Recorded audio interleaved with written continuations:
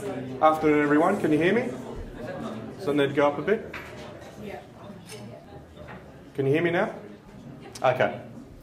It's great to see such a good turnout, especially seeing as how it's break week. Thanks for coming. We're recording today's session because there's a number of people who did contact us asking for it to be recorded. So just letting you know about that. For those of you who don't know me, my name is Patrick Stoddart. I'm the Manager for Research and Innovation for Learning and Teaching at UNSW, and I am the Co-Project Manager of UNSW TV along with Mary O'Malley from the Media Office.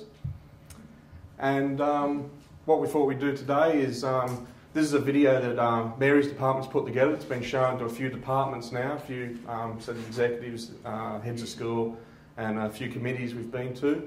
So I apologise if you've already seen it. We thought it'd be good for just a brief overview. I would then just touch on some the salient points that are covered in the video, as well as show you the YouTube channels we have, iTunes U, and I've also got an iPod Touch here to show you the content on mobiles, if none of you have actually seen that, and to discuss what's actually coming and will be available for the next year. So I think we'll just start with the video.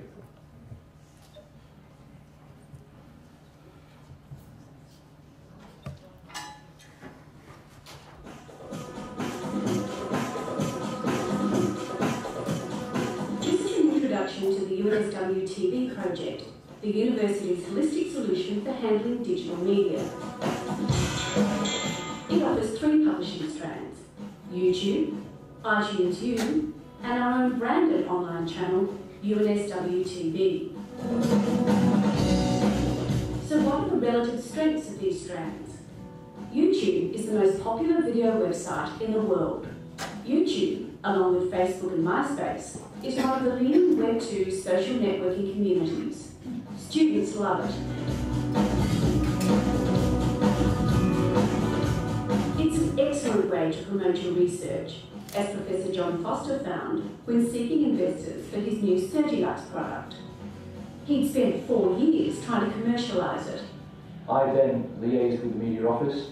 We got a media release that included press, the YouTube video, and the next thing you know, we end up with being bombarded with emails and telephone calls from venture capitalists, commercial industry, wishing to find out more about the research we were doing, the product we had, and to support it.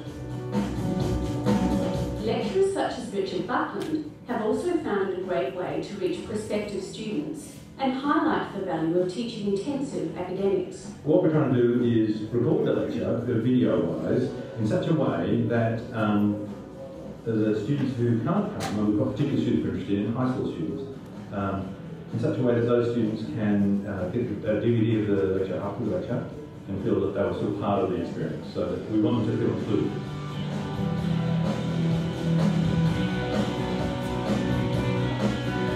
iTunes U suits the academic who wants a choice between private and public spaces for storing content.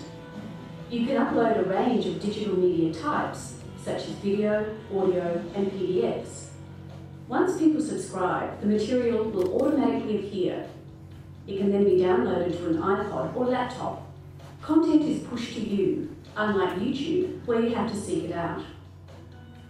This has great potential for collaborative research or communicating with alumni. There's a sliding scale of access. Some material can be open to the community, some open to a particular faculty, some material can be just for a particular course cohort. iTunes U offers better quality imagery and the advantage of mobility.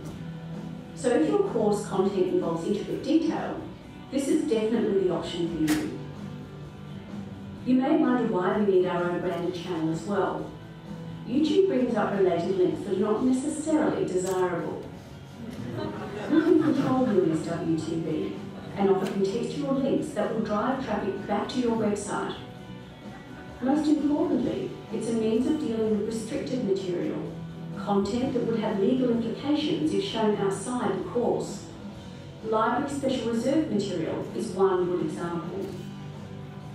UNSW TV will allow people off campus to view restricted digital content for the first time.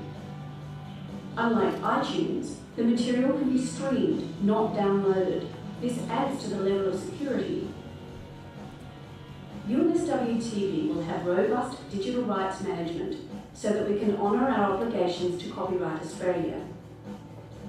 It will always be up to academics to decide what level of access they want to grant for their material. UNSW is working on a simple wizard-style interface to allow videos to be uploaded to the web.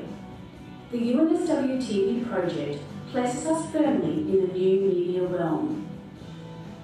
If you have a dynamic web environment that's a bit like YouTube or Facebook or MySpace, it allows the students to contribute into a space that's shared with other students, but it's also a space that their teachers and instructors can also participate in as well. When you're a teacher, you need to be able to communicate, you need to be able to show material that might be of an AV nature.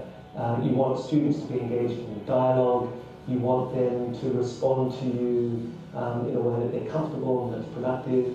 You want to be able to provide them a whole lot of resources. You want to be able to show them where to go on the web or in other information and knowledge sets and databases where they can find the materials that are going to support them in their learning. And the web is a great environment to do that, because so much of what we do is now in that space and it's continuing to grow. So I think that these are the sorts of approaches that are useful to everyone regardless of what discipline they're in.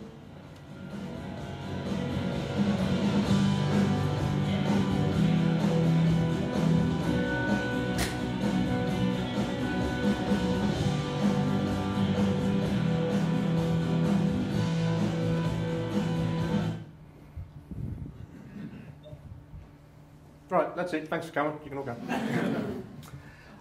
So I know that's fairly dense, and I wanted to unpack some of that.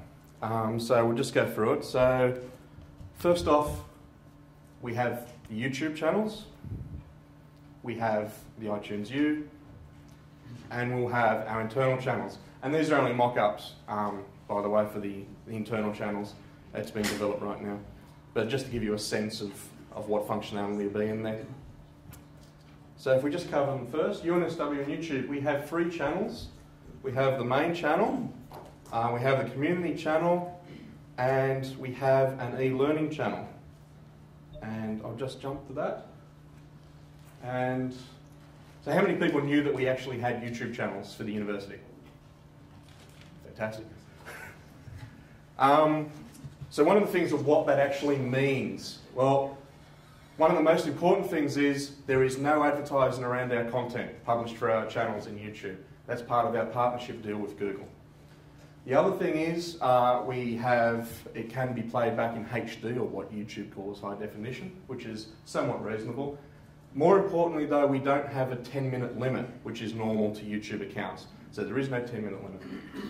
And so Mary's team has been doing a great job of populating this with all those stories. You saw in the video there, that great one for the research, where it really made a difference. That had been with UNSW Global for a while, I think. Yeah, so we're kind of crowy about that. But what you can see here is, and we are going to improve this, we've noticed that a lot of people aren't getting this. So that link up the top there actually jumps off to the UNSW website. So we're going to remove that one probably. This one goes off to the community channel, and I'll just stop that. And so the community channel has its own content. We'll cover off the different content scenarios a bit later on. I just want to show you what's available overall first up. You can even see our community channel has some nice honours. And so this is actually, so if you go along, we're actually in the, so if we go back to our primary channel, just to prove this actually is being watched by people.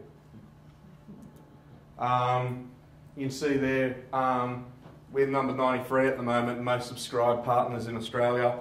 Number 31, most viewed this week. So the views are getting the hits. The good thing about YouTube, of course, is the analytics in it. And I know Richard Buckland has been studying the analytics of his videos. And Richard's videos that we posted are in the e-learning channel. And you can see here, so here's a consideration of what to do. We have here playlists. So one of the things you can do with the e-learning channel is construct playlists, not necessarily of lectures, but of discrete content items. You can put them there and they're available. You can see there's a number of little groups.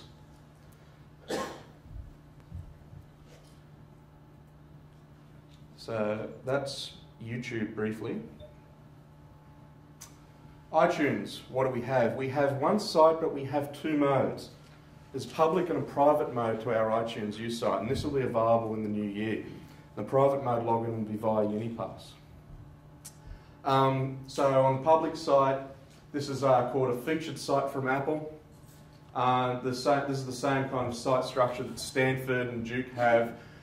The reason why we went for this is we anticipate having a lot of content in here, certainly on the private side, if not on the public side. The idea is that when you log in privately, you would actually see all the other information light up for you. And that's how it actually looks like. So we'll have a quick look. And so how many people knew that we actually had an iTunes U store as well? So not as many as knew we had the YouTube. Yep. So this is iTunes, and this is the iTunes store, obviously. And we'll go in through the front door because I know a few people don't know how to get there. So it's clicking on iTunes U.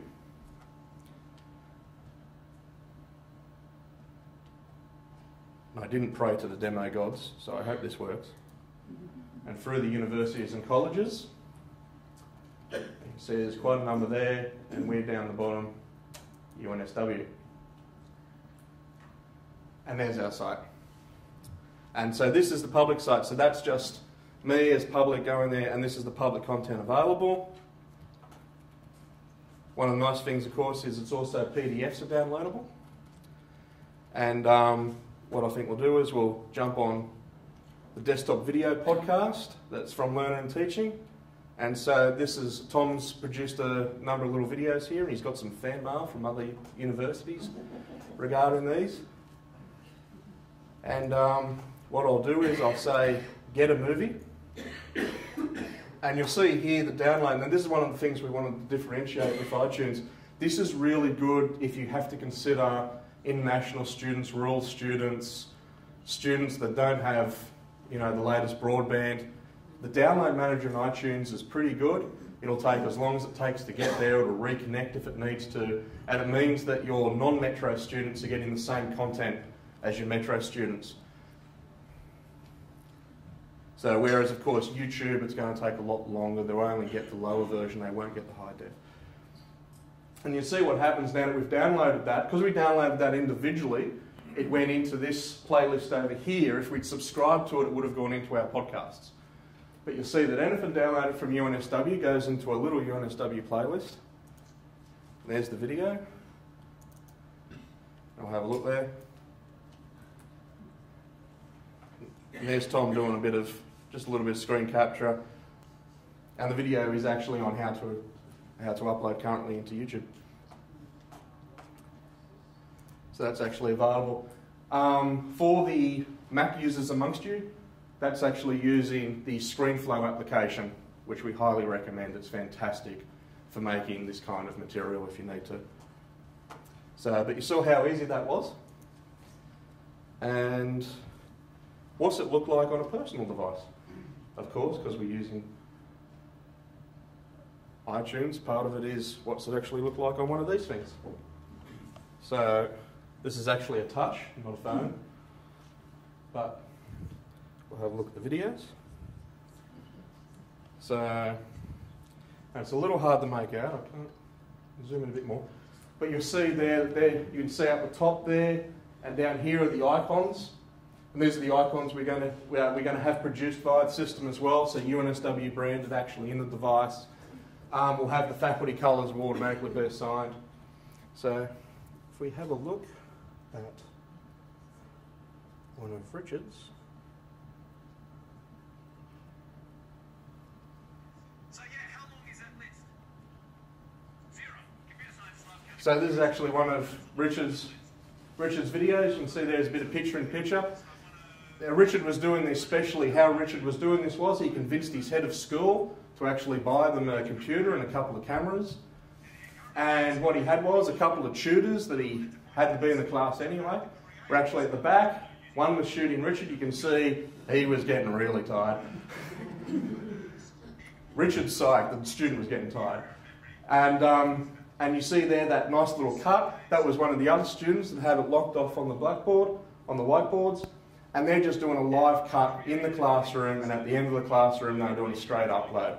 And so that's the concept of how to do this really nicely whenever Lectopia is not going to suit your teaching style, or you want to have this video and you're not in an enabled venue yet. Just I'll show you another one. This is where we intend to take Lectopia.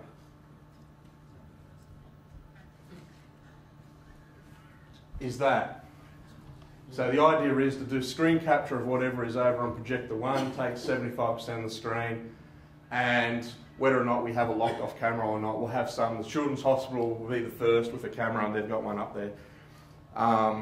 We'll try and get them installed, so that's working with venues and events. But that's where we intend to take it. So at the moment, what you can do in these venues is you can do the screen capture. So all of C or B has already got screen capture, and we'll be putting on the website more and more how that's available as well. So that's just automated in Lectopia. Is that synchronised with the voice? I suppose it is. Yes, because it's actually a video capture of whatever's going over projector 1. So, in terms of the overall media solution, how does Lectopia fit in? So for those of you who don't know, Lectopia is the lecture capture service. It's currently in 54 venues off the top of my head around campus. And if podcasting is enabled for a Lectopia course, the course will appear for students under the My Courses section in iTunes U. So what will happen is, if I go back to the store,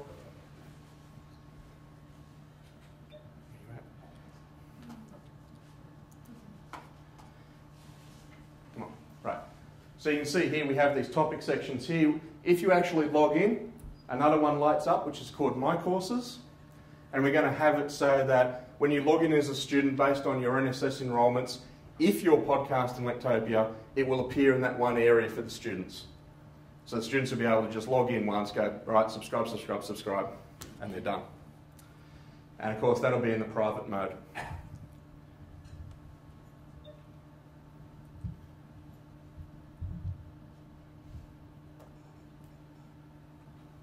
Right, and the access to the courses is managed via Lectopia. So you don't need, this isn't yet another system you have to configure for the access.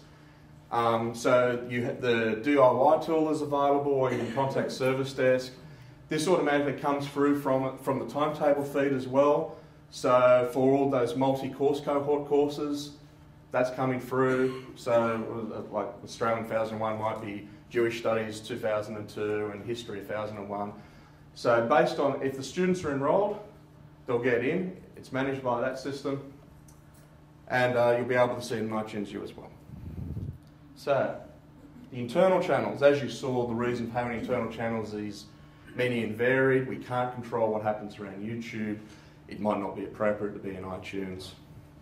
Those kind of things. So we'll have two internal locations. There'll be TV1 and TV restricted. So TV restricted is when digital content must be secured and have digital rights management. Once authorised, the media will be encoded to only play back that time, so it will actually be destructive. And complete viewer tracking for reporting. Right, I'll go back there. Just to talk about this for a bit more. So we're currently working with, is Tom here? I can't see Tom Robin. No. So I'm working with Tom Robin in the library, we're working with legal. We're still working on it, but we're hoping we can actually format shift the special reserve of the library into this so that, for instance, film students will be able to view the material online, will meet our obligations to Copyright Australia, and they don't have to all try and borrow the one 20-year-old VHS copy in the library. So, as you can imagine, the library, Tom's pretty excited about that. But of course, there's also the other uses around this. So consider perhaps legal, perhaps medicine, where you have to have those really restricted, those things. I'm not going to lie to you, if you can see it, you can steal it. That's the reality of it.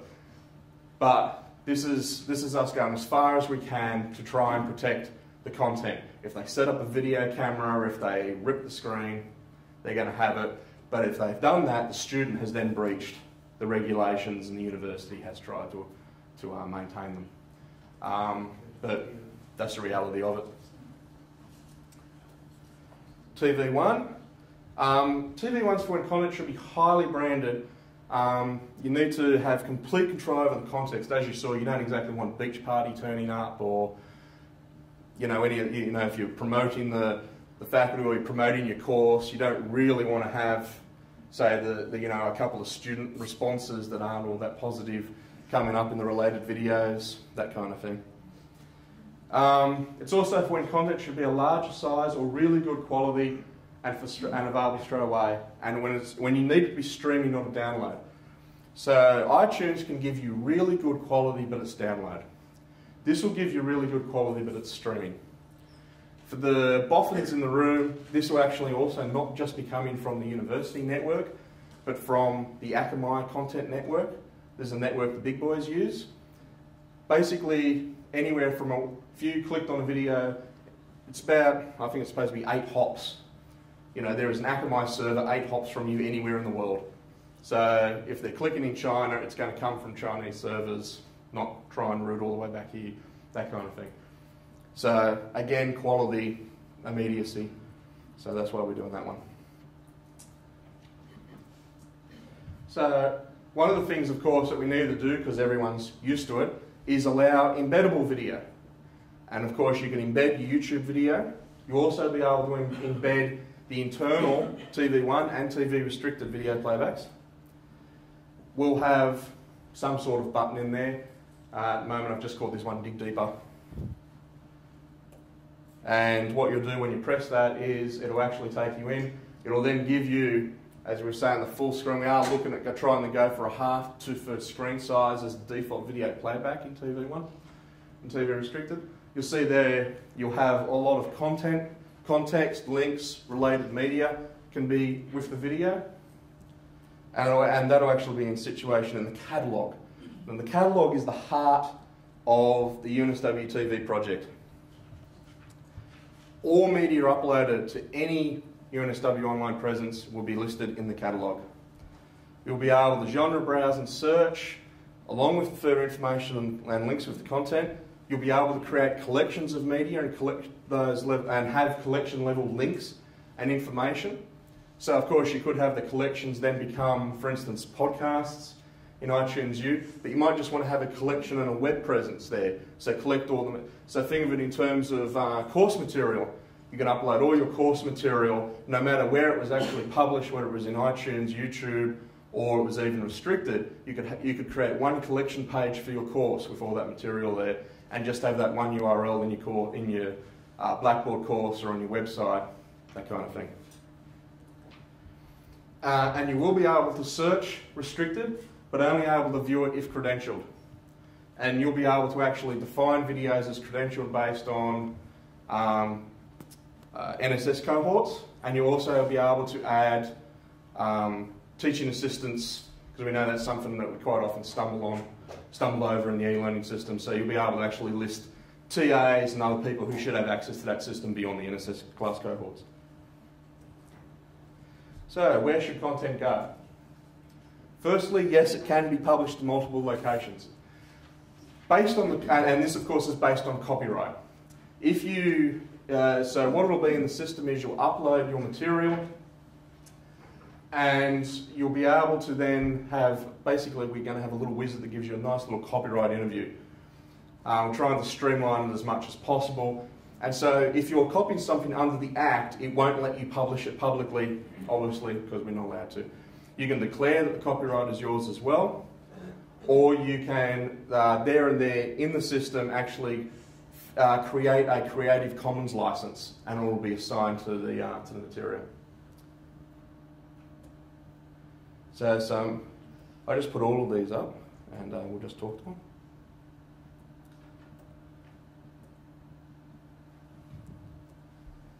Okay, and you don't need to write those down as well, because what we're going to do is we're actually going to have the PDF of the slides along with the recording will actually be in the DIY video podcast on iTunes U.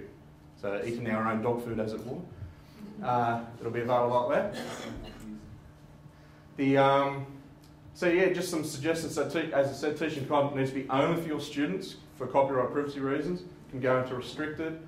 Teaching content needs to be limited, but you want them to download it, you can have it in iTunes U under the private mode.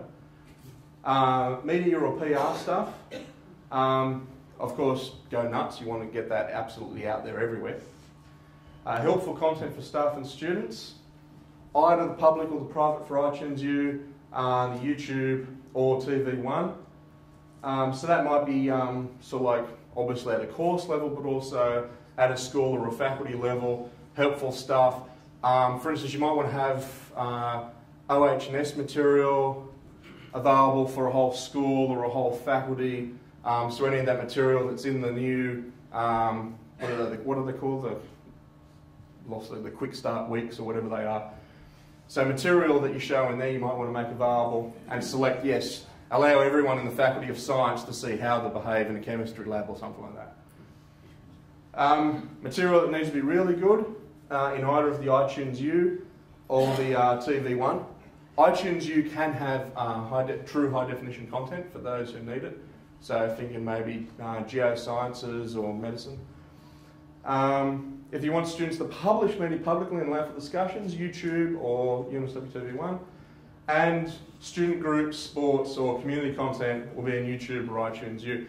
That's another aspect of this project, is that we're going to be allowing the students to publish into these presences as well. There will be a branded student area within the iTunes store. There will be a strongly branded student presence within the YouTube as well, to allow them to sort of like both for their education and non-education needs in the uni to actually publish, try and foster that. A lot of it's just spread out there in YouTube, and we want to try and, you know, just sort of like tell people where it is and bring it back.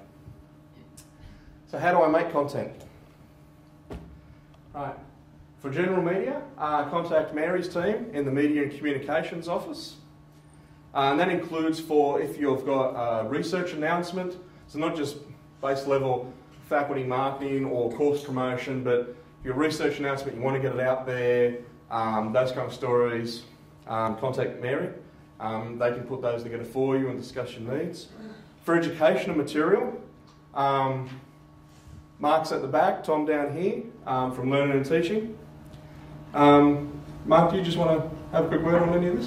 Well, a lot of what we do is articulated on the Learning and Teaching website under the Creative Development area, but basically we run training workshops, so some of you have already been through those, I believe, just about how to approach desktop video, make it work for you around the context of your discipline. So approaches to camera work, how to use it, how to get good sound, what it actually does well, how to edit it, how to upload it. We cover that sort of stuff. We're also trying to support this community by how-to files. We saw one of Tom's earlier on. There's access to gear, there's access to editing workstations, there's as much as we can provide, and if you let us know what we're not giving you, we'll try and run with that as well. But to find us, just have a look at the Creative Development area in Learning and Teaching. Yeah, because we know that's a lot harder, especially if you're not in FAST. You can try and, you know, bend the arm of Media and Communications. College of Fine Arts, of course, have their resources. In some of the other schools, we know it's hard and difficult, so please come and see us. We've got a lot of the gear, as Mark said, and we can lend that out and try and help you to get the gear, your content generated. How do I publish my content? Right. For session 109, the new My Media website, which is behind UNSW TV, will be available. It will be available in January, so in time for actually development. We're not going to release it just before session 1, it will be a January delivery, along with the private side of iTunes U. So it'll be all there ready to go for session 1. And what that I've touched on that system before. As I said, you'll be able to upload content. It'll ask you the copyright questions. You'll be able to publish wherever you want. Something I didn't say is, and we're quite happy with this, is that you won't have to prepare your media for where it needs to go. We want you ideally to upload the highest quality you've got. If you've shot in HDV, upload the HDV edit, and it will be automatically processed and published to where you need it to go. So you upload that one HDV file. If you've selected YouTube, iTunes U, playable back on iPods, and the internal channels, it will just do all of that for you and give you an email back saying, done, here are the links. Yeah. Before then, if anyone's still doing anything in the last few weeks, the current My Media service allows for publication of streaming, downloadable, and podcast hosting. Yeah. Once again, educational and My Media inquiries should go to the Creative Dev Unit in Learning and Teaching, and general media inquiries to the Media and Comms Office. And that's it. We wanted to leave a reasonable amount of time for Q&A. So, yeah. Thanks for coming and questions. Ben. Is there any size limit, like per person, how much you can load up into it? The default will be what it currently is, which is 5 gigabytes, but that can just bounce.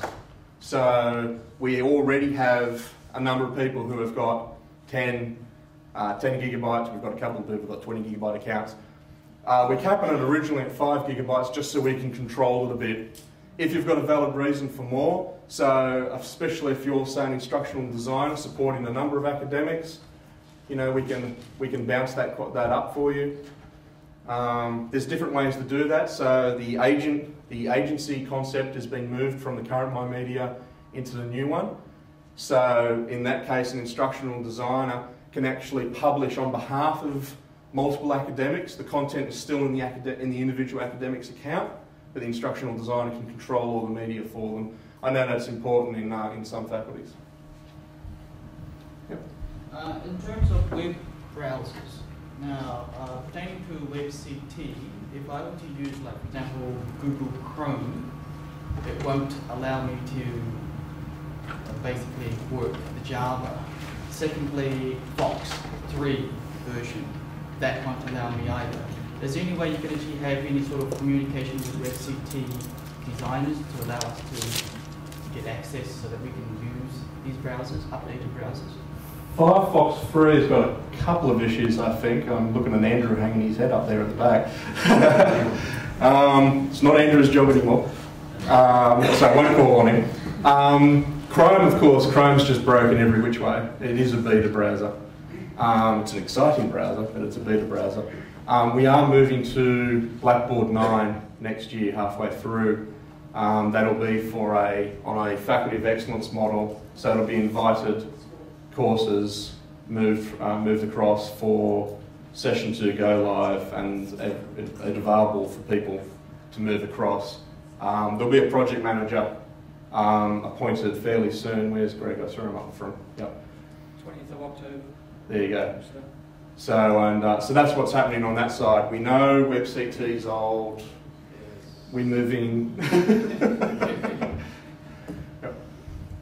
Just in terms of working with student-generated content, a lot of the times things they may have existing already, there'll be copyright-protected music that they lay on.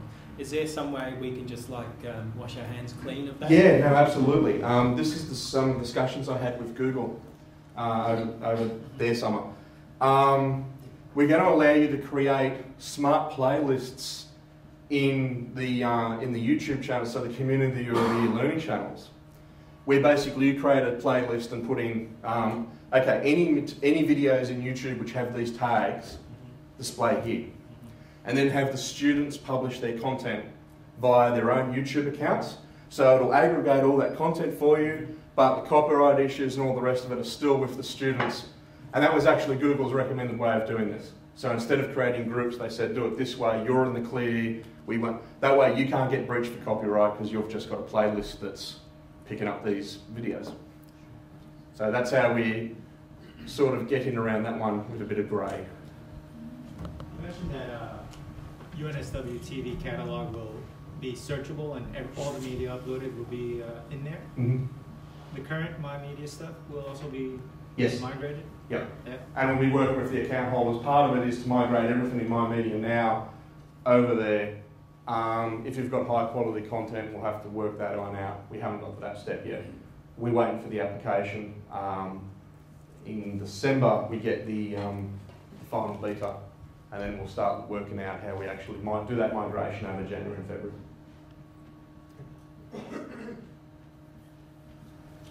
With respect to screen capture that you say is available on CLB, how do you have, or how do I find information about how you turn that on or activate it or get hold of it? You can contact the service desk to enable it, or there's the Lectopia do-it-yourself tool, and you can actually go in there and enable video.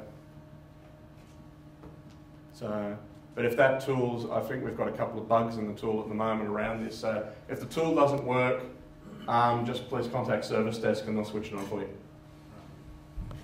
The video will just be aimed at the lectern, will it? If the person moves around, it won't capture them?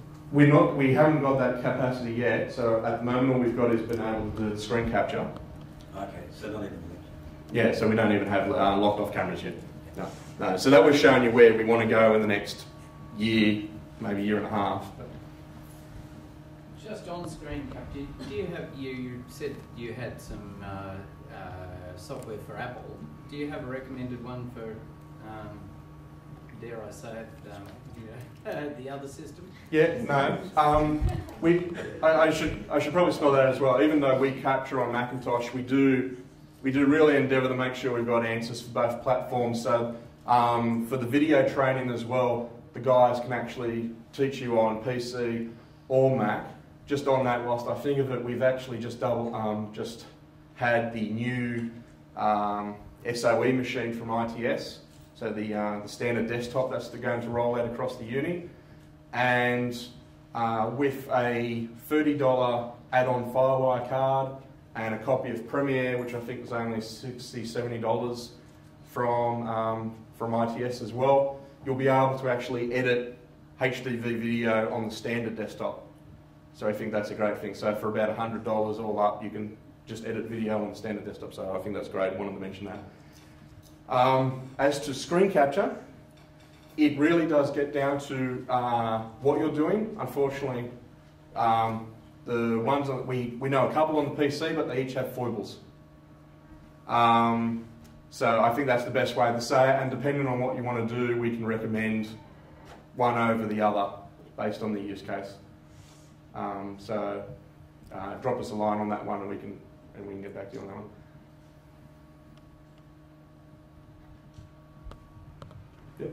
Patrick, we saw the video playing back really well on an iPod, and I'm sure it would work on the iPhone. What about other MP3 and MP4 players?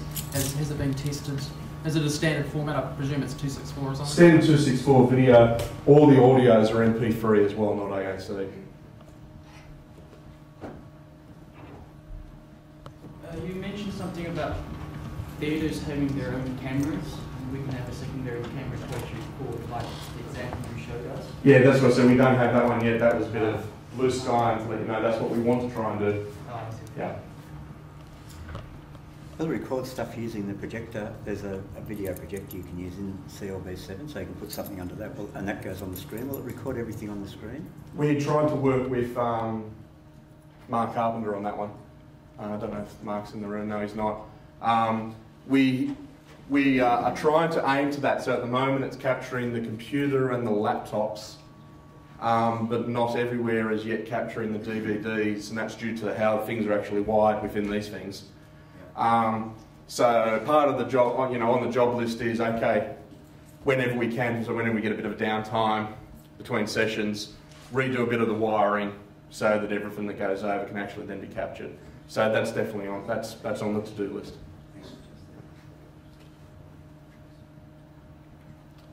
Gary? I think a lot of the UNSW TV is about asynchronous interactions with students, but some of us would like to have synchronous interactions with students at multiple sites. Is there any plans to enable that? There is. There's currently IT investment plan submission, again from Learning and Teaching, for a project next year where we will be doing a comparative analysis of the Adobe Connect product, which we've had a lot of success with ourselves. We've been using Macromedia Breeze and Connect for certain people for a while now. And also the open source system, which has suddenly come to the fore, which is a weird name. It's called DimDim, D-I-M-D-I-M. But hopefully it'll get up, and we want to have an exploratory project looking at a mix of those. The Connect product is incredibly feature-rich, but it's also incredibly expensive. And DimDim uses the exact same underlying Flash architecture, but is open source on top. And so we want to explore that and see if we can make that available, precisely for that reason.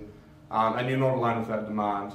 That's getting about 1 or 2 requests for that kind of functionality a month over the last year. So we did try and do it this year, but it didn't make it. It didn't make it past ITIP spending last year. So, any other questions? Terrific. Well, thanks all for attending. We'll make the video and everything available in iTunes here.